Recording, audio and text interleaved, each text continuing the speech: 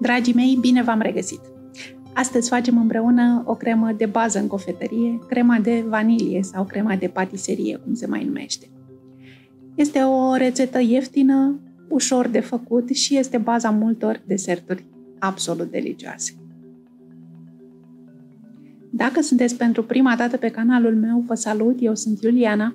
Sper să vă placă rețetele pe care le găsiți aici, să vă abonați la canal, dar și la notificări, pentru ca YouTube să vă anunțe ori de câte ori postez o rețetă nouă. Avem rețete noi pe canal de 2 ori pe săptămână, în fiecare marți și joi. Și ca să vă fac poftă, vă arăt câteva deserturi pe care le găsiți pe blog și la care am folosit crema de vanilie. Vă las linkuri către toate aceste rețete și la descrierea videoclipului.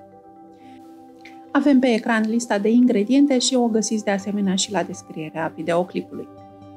Avem nevoie de 4 ouă, de la care folosim doar gălbenușurile și vă spun imediat ce facem cu albușurile rămase. Ne mai trebuie 500 de ml de lapte gras,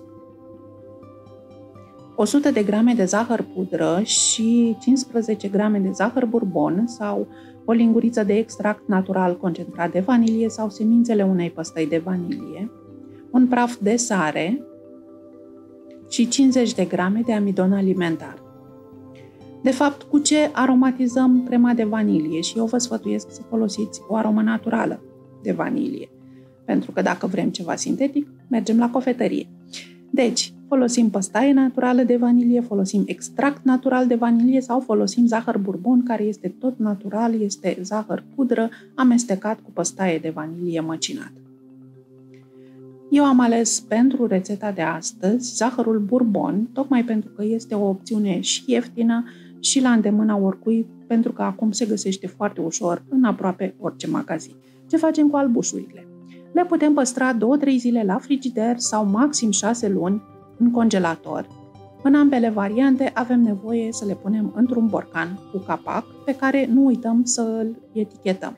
Deci punem undeva o etichetă și scriem acolo data la care am pus albușurile și câte albușuri sunt în borcan. Să vedem modul de preparare. Începem prin a separa albușurile de gălbenușuri.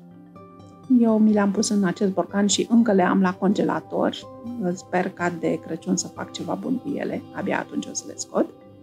Punem gălbenușurile într-un bol încăpător și peste ele punem zahărul vanilat, bourbon, zahărul pudră și amidonul. Din cei 500 de ml de lapte cântăriți, punem peste ouă cam 50 de ml și batem bine cu un untel de mână până desfacem toate cocoloașele sau aglomerările de amidon. Nu vă faceți probleme, amidonul nu rămâne așa, se desfac cocoloașele foarte ușor. Restul de lapte îl punem la încălzit într-o crăticioară, de preferat cu fund dublu sau cu fund mai gros, ca să nu se prindă crema prea ușor de fundul vasului. Când laptele începe să fiarbă, turnăm amestecul de ouă și din acest moment nu ne mai dezlipim de cratiță, amestecăm continuu cu un tel de mână. Cam peste 5 minute veți simți la mână că s-a îngroșat crema. Nu ne oprim din bătut, mai lăsăm crema pe foc din momentul acesta încă 1 minut și batem continuu ca să o stabilizăm. După aceea, fie o lăsați în crăticioara în care ați făcut-o, eu aveam nevoie de ea, de aceea am mutat-o în alt vas și o acoperim deasupra cu o folie alimentară sau cu o pungă curată ca să nu facă crustă. O lăsăm să se răcească. După ce se răcește, o putem păstra la frigider, într-un vas cu capac, timp de 3-4 zile, până când avem nevoie de ea să o folosim la vreun desert. Așa arăta a mea a doua zi. Era foarte bine închegată și foarte văscoasă la început. De aceea trebuie să o aerăm și facem asta cu mixerul. Deci după ce am bătut-o câteva minute cu mixerul, arată extraordinar. A devenit mătăsoasă, catifelată, miroase frumos, are o culoare foarte frumoasă, un galben, știți că există culoarea aceea care chiar așa se numește vanilie. Aceasta este textura, este bine legată își menține forma, dar, totuși, crema de vanilie rareori se folosește exact în forma aceasta în deserturi. De obicei, o amestecăm cu ceva, cu unt, cu frișcă, cu bezea, cu gelatină și fiecare tip de cremă primește o altă denumire. Dacă vrem să o folosim ca atare, de exemplu la eclere, o punem într-un poș cu dui stelat.